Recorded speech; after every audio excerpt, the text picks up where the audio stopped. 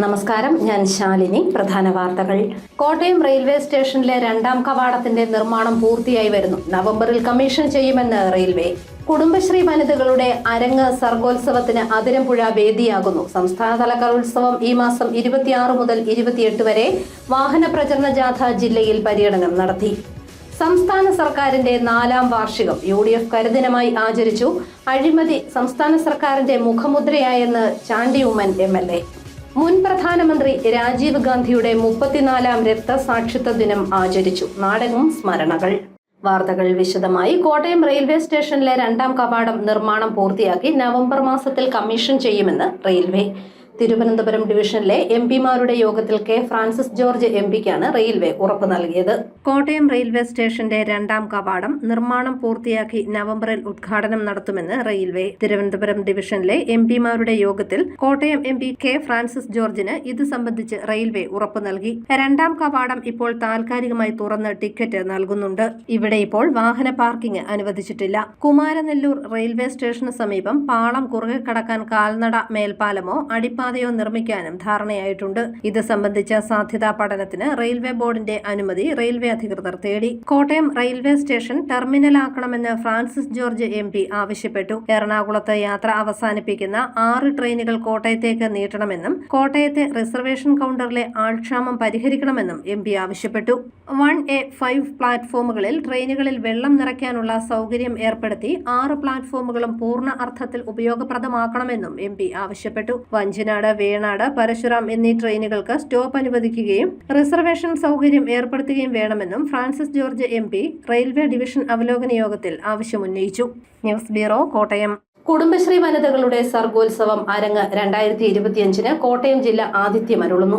ഈ മാസം 26 മുതൽ 28 വരെ അതിരമ്പുഴയിലാണ് സംസ്ഥാന കലോത്സവം. ഇതിന് മുന്നോടിയായി വാഹന പ്രചരണ കലാജാഥ കോട്ടയം ജില്ലയിൽ പര്യടനം നടത്തി.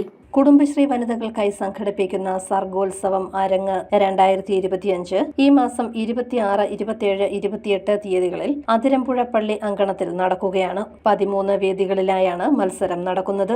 അരങ്ങ് മത്സരത്തിന്റെ പ്രചരണാർത്ഥം കുടുംബശ്രീയുടെ സാംസ്കാരിക വേദിയായ രംഗശ്രീ കമ്മ്യൂണിറ്റി തിയേറ്ററിന്റെ ഭാഗമായി വാഹന പ്രചരണ കലാജാഥ സംഘടിപ്പിച്ചു. കോട്ടയം ഗാന്ധി സ്ക്വയറിൽ നിന്നും രാവിലെ ആരംഭിച്ച ജാഥ ജില്ലാ panchayat president Hemalatha Premsagar flag off ചെയ്തു. നമ്മുടെ സംസ്ഥാനത്തിൻ്റെ 14 ജില്ലകളിൽ നിന്നും കലോത്സവത്തിൽ പങ്കെടുക്കുന്നതിന് വേണ്ടി നമ്മുടെ ജില്ലയിലെത്തിയിരിക്കുന്ന പ്രിയങ്കരായ കലാകാരികൾ അവരുടെ സർഗാത്മകമായ കഴിവുകളെ തെളിയിക്കുന്നതിന്, പ്രോത്സാഹിപ്പിക്കുന്നതിന്, അവർക്ക് അവരുടെ കഴിവുകളെ പ്രദർശിപ്പിക്കുന്നതിന് അവസരം ലഭിച്ചുകൊണ്ട് നമ്മുടെ ഈ ജില്ല ആതിഥേയത്വം ഏറ്റെടുക്കുമ്പോൾ നമുക്ക് ഒരുപാട് മുന്നേറ്റം, സ്ത്രീ സമൂഹത്തിൽ ഒരുപാട് മുന്നേറ്റം ഉണ്ടാക്കാൻ സാധിച്ചു എന്നുള്ളത് വളരെ അഭിമാനത്തോടുകൂടി പറയാൻ പറ്റുന്ന കാര്യമാണ്. സാമൂഹികപരമായും സാമ്പത്തികപരമായും സ്ത്രീകളെ ഉന്നമനത്തിലെത്തിക്കുക എന്നുള്ള ലക്ഷ്യത്തോടുകൂടി തുടങ്ങിയ പ്രസ്ഥാനമാണ് കുടുംബശ്രീ. ആ കുടുംബശ്രീയുടെ ഏത് ലക്ഷ്യത്തോടു കൂടിയാണോ ആ പ്രസ്ഥാനം തുടങ്ങിയത് അതിൻ്റെ ഏറ്റവും ഉന്നതിയിലെത്തുന്നതിന് നമ്മുടെ സമൂഹത്തിലെ വനിതകൾക്ക് സാധിച്ചു എന്നുള്ളത് വളരെ സന്തോഷമുള്ള ഒരു കാര്യമാണ്. ഇപ്പോൾ അവർക്ക് കലാപരമായ അവരുടെ കഴിവുകൾ അത് പ്രദർശിപ്പിക്കുന്നതിനും അവർക്ക് അതിനുള്ള ആവേശം, ബാക്കിയുള്ളവർക്ക് അതിനുള്ള പ്രോത്സാഹനം കൊടുക്കുന്നതിനും ഈ അരങ്ങ് പോലെയുള്ള കലോത്സവങ്ങൾക്ക് സാധിക്കട്ടെ എന്ന് ആശംസിക്കുകയാണ്.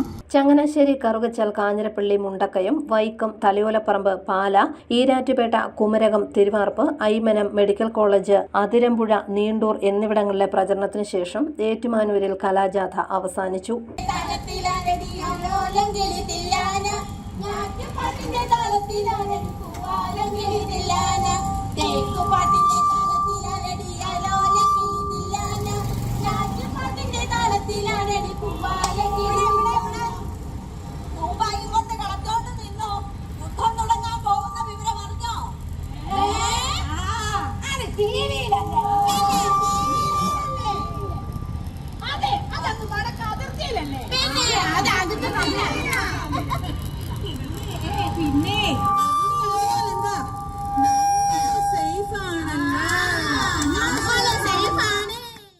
News bureau, Kottayam.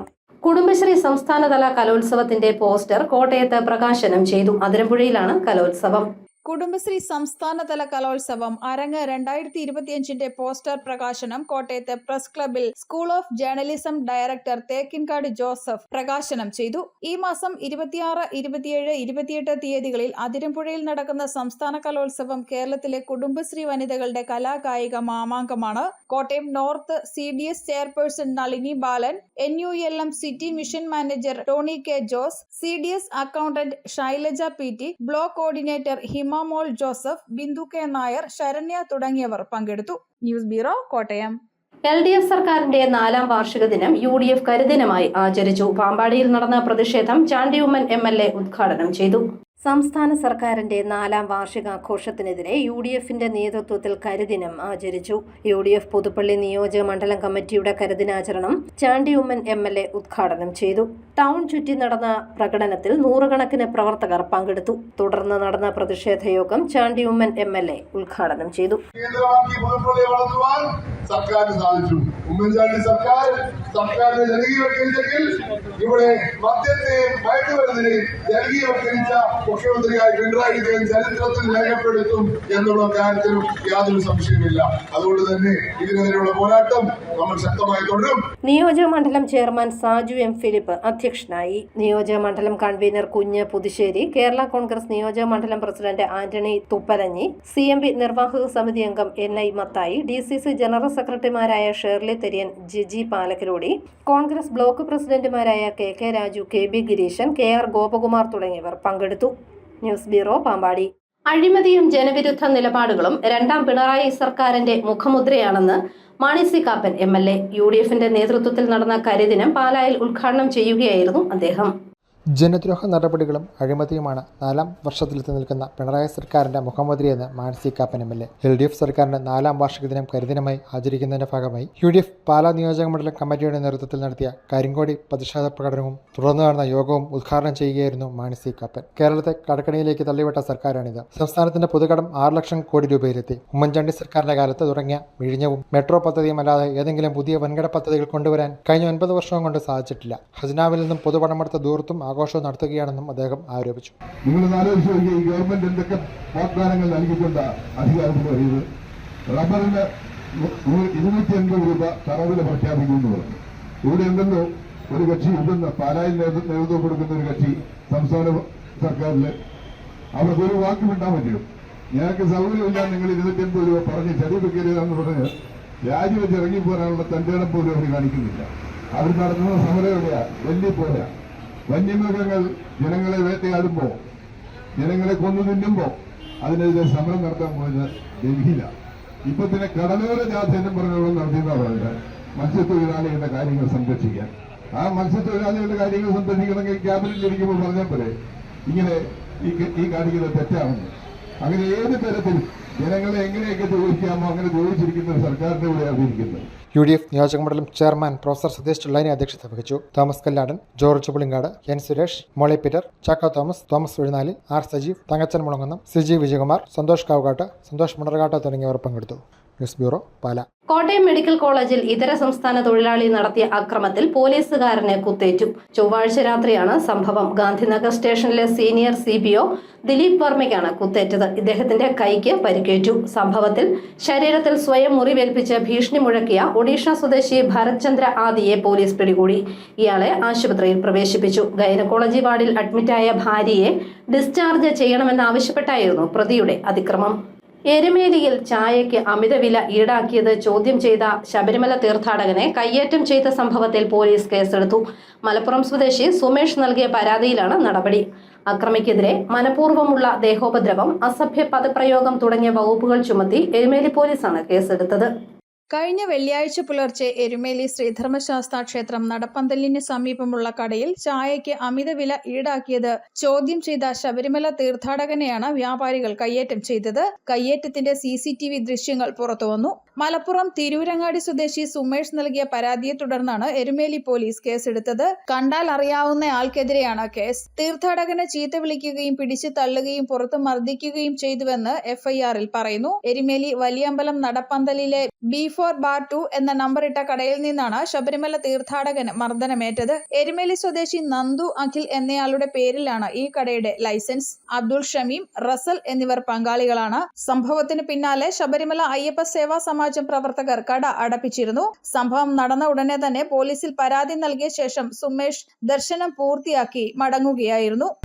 16-ാം തീയതി രാവിലെ പുലർച്ചെ 2 മണി ആവുന്ന സമയത്ത് നമ്മുടെ എരുമേലി അയ്യപ്പ ക്ഷേത്രത്തിൻ്റെ സമീപത്ത് നിന്നും നടപ്പന്തലിൻ്റെ ആ ഭാഗത്തു നിന്ന് ചായ കുടിച്ചപ്പോൾ അവർ ചായ കുടിച്ചു. 5 പേര്, ഞങ്ങൾ 6 പേരുണ്ടായിരുന്നു. 5 ചായയും ഒരു ബിസ്ക്കറ്റും, അങ്ങനെ 140 രൂപ ചായക്ക് ഇതിനുപാട്. അപ്പോൾ ഒരു ചായക്ക് എത്രയെന്ന് വെച്ചപ്പോൾ 20 രൂപ എന്നാണ് അവർ പറഞ്ഞത്. അപ്പോൾ അവരോട് അവരുടെ വിലൂര പട്ടികയും അതുപോലെ ഇതിൻ്റെ ലൈസൻസ് അല്ലെങ്കിൽ ഇതിൻ്റെ ലൈസൻസിൻ്റെ നമ്പർ, ഇത് ഇങ്ങനെയുള്ള കാര്യങ്ങൾ ഇവിടെയാണ് പ്രദർശിപ്പിച്ചിട്ടുണ്ടോ, ഈ കാര്യങ്ങൾ ചോദിച്ചപ്പോൾ അവർ കടയുടെ പുറത്തു നിന്നിരുന്ന 4-5 പേര്, ഒരു 6ഓളം പേര് വരുന്ന എന്നെയും എൻ്റെ കൂടെ ഉണ്ടായിരുന്ന അച്ഛനെയും ബാക്കി ഇവരെല്ലാവരെയും മർദ്ദിക്കുകയും എൻ്റെ കഴുത്തിന് കയറി പിടിക്കുകയാണ് ചെയ്തത്. നീ എന്നാ ഉണ്ടാക്കാനടാ ഇവിടെ വന്നിട്ട് എന്നാണ് അവർ ചോദിച്ചത്. അതിൻ്റെ അടിസ്ഥാനത്തിൽ ഞാൻ അന്ന് തന്നെ പുലർച്ചെ എരുമേലി പോലീസ് സ്റ്റേഷനിൽ പരാതി കൊടുത്തു. വിശദമായ പരാതി ഇമെയിൽ വഴി വാങ്ങിയതിനു ശേഷമാണ് എരുമേലി പോലീസ് കേസെടുത്തത്. News bureau, Kanjirappally. മുൻ പ്രധാനമന്ത്രി രാജീവ് ഗാന്ധിയുടെ 34-ാം രക്തസാക്ഷിത്വ ദിനം നാടെങ്ങും ആചരിച്ചു. കോൺഗ്രസ് പാലാ മണ്ഡലം കമ്മിറ്റിയുടെ നേതൃത്വത്തിൽ നടന്ന ദിനാചരണം പ്രസിഡന്റ് തോമസ് കുട്ടി ഉദ്ഘാടനം ചെയ്തു. Shoji Gopi, Tony Thaiparambil, Rahul PNR, advocate R Manoj, professor Satheesh Chollani തുടങ്ങിയവർ പങ്കെടുത്തു. കോട്ടയം പബ്ലിക് ലൈബ്രറിയുടെ സാംസ്കാരിക വിഭാഗമായ KPL കൾച്ചറൽ സൊസൈറ്റി നടത്തിവരുന്ന കലാ സാംസ്കാരിക പരിപാടികളുടെ ഭാഗമായി സർഗസായാഹ്നം നടത്തുന്നു. ഈ മാസം 23-ന് വൈകിട്ട് 4 മണി മുതൽ KPS മേനോൻ ഹാളിൽ ഗാനസന്ധ്യ, പുസ്തക പ്രകാശനം, പ്രൊഫഷണൽ നാടകം എന്നീ വിവിധ പരിപാടികൾ നടക്കും. വെള്ളിയാഴ്ച വൈകുന്നേരം 4 മണി മുതൽ മുച്ചീട്ട് കളിക്കാരന്റെ മകൾ എന്ന പ്രൊഫഷണൽ നാടകം അരങ്ങേറുമെന്ന് സംഘാടകർ വാർത്താ സമ്മേളനത്തിൽ അറിയിച്ചു. Abraham Itticheriya, father MP George, advocate VV Binu തുടങ്ങിയവർ വാർത്താ സമ്മേളനത്തിൽ പങ്കെടുത്തു. നാടകം തന്നെ കോട്ടയത്ത് നമുക്ക് കൾച്ചർ സൊസൈറ്റിയുടെ പേരിൽ നടത്തണമെന്ന ആഗ്രഹത്തിലാണ് ഞങ്ങൾ KPL കൾച്ചർ സൊസൈറ്റിയുടെ പ്രസിഡന്റ് എബ്രഹാം ഇട്ടിച്ചെറിയും ഞങ്ങൾ കൂട്ടായി നടത്തിയ പരിശ്രമത്തിന്റെ ഭാഗമായാണ് മുച്ചീട്ട് കളിക്കാരന്റെ മകൾ എന്നുള്ള വൈക്കം മുഹമ്മദ് ബഷീറിന്റെ ഏറ്റവും പ്രശസ്തമായ കൃതിയെ ആധാരമാക്കിയ ഒരു പ്രൊഫഷണൽ നാടകം തിരുവനന്തപുരം സാഹിത്യ തിയേറ്റേഴ്സാണ് അത് അവതരിപ്പിക്കുന്നത്. ആ നാടകം നമ്മൾ പാസ്സൊന്നും വെച്ചിട്ടില്ല, എല്ലാവർക്കും പ്രവേശനത്തോടു കൂടി നടത്തണമെന്ന് ആലോചിച്ചു. അതോടൊപ്പം നമ്മുടെ MP ജോർജ് അച്ഛൻ്റെ ഏറ്റവും പ്രശസ്തമായ മ്യൂസീഷ്യൻ, അതോടൊപ്പം ഒരു കവിതാ സമാഹാരം, ഒരു ഖണ്ഡകാവ്യം അദ്ദേഹം രചിച്ചു. അതിൻ്റെ പ്രകാശനമുണ്ട്. കാഞ്ഞിരപ്പള്ളി താലൂക്കിൽ ചെറുവള്ളി വില്ലേജിൽ ഡിജിറ്റൽ സർവേ നടപടികൾ പൂർത്തീകരിച്ച് പ്രസിദ്ധീകരിച്ച റെക്കോർഡ് പ്രദർശനം ജൂൺ 5 വരെ നടക്കും. ചെറുവള്ളി വില്ലേജ് ഓഫീസ്, അംബികാവിലാസം, NSS കരയോഗം എന്നിവിടങ്ങളിലാണ് റെക്കോർഡ് പ്രദർശിപ്പിച്ചിട്ടുള്ളത്. എല്ലാ പ്രവൃത്തി ദിവസങ്ങളിലും രാവിലെ 10 മണി മുതൽ വൈകിട്ട് 5 വരെ പ്രദർശനമുണ്ടാവും. സ്ഥലം ഉടമകൾക്ക് റെക്കോർഡിൽ നേരിട്ടെത്തി പരിശോധിക്കാം. സംസ്ഥാനത്ത് ഈ വർഷം മുതൽ 5-ാം ക്ലാസ് മുതൽ 10-ാം ക്ലാസ് വരെ ക്ലാസുകളിൽ കലാവിദ്യാഭ്യാസം കൂടി ഉൾപ്പെടുത്തുന്നു. കോട്ടയം ജില്ലയിലെ കലാ അധ്യാപക സംഗമം പാലായിൽ നടന്നുവരികയാണ്. അധ്യാപകർക്കുള്ള പരിശീലനം ഇതിന്റെ ഭാഗമായി നടക്കുന്നുണ്ട്. കോട്ടയം ജില്ലയിലെ കലാ അധ്യാപക സംഗമം Pala Mahatma Gandhi government higher secondary സ്കൂളിൽ നടന്നു വരികയാണ്. സംസ്ഥാനത്ത് ഈ വർഷം 5 മുതൽ 10 വരെ ക്ലാസുകളിൽ കലാവിദ്യാഭ്യാസത്തിന്റെ പാഠപുസ്തകങ്ങൾ കുട്ടികളിലേക്ക് എത്തുകയാണ്. അനുഭവ അധിഷ്ഠിത പഠനത്തിലൂടെ കലാസാക്ഷരതയുള്ള ഒരു സമൂഹ സൃഷ്ടിയാണ് ലക്ഷ്യം വെക്കുന്നത്. സംഗീതം, ചിത്രകല, നൃത്തം, നാടകം, സിനിമ എന്നീ 5 മേഖലകളെ ഉൾക്കൊള്ളിച്ചാണ് SSCERT പാഠപുസ്തകം തയ്യാറാക്കിയിരിക്കുന്നത്. പാഠപുസ്തകത്തെ അടിസ്ഥാനമാക്കി വിവിധ പ്രവർത്തനങ്ങളാണ് 5 ദിനങ്ങളിലായി അധ്യാപകർ പരിശീലിക്കുന്നത്. ശില്പനിർമ്മാണം, സിനിമാ നിർമ്മാണം, സംഗീത നിർമ്മാണം, സൂംബ നൃത്തം തുടങ്ങിയ വിവിധ സെഷനുകളായി പരിശീലിക്കപ്പെടുന്നു.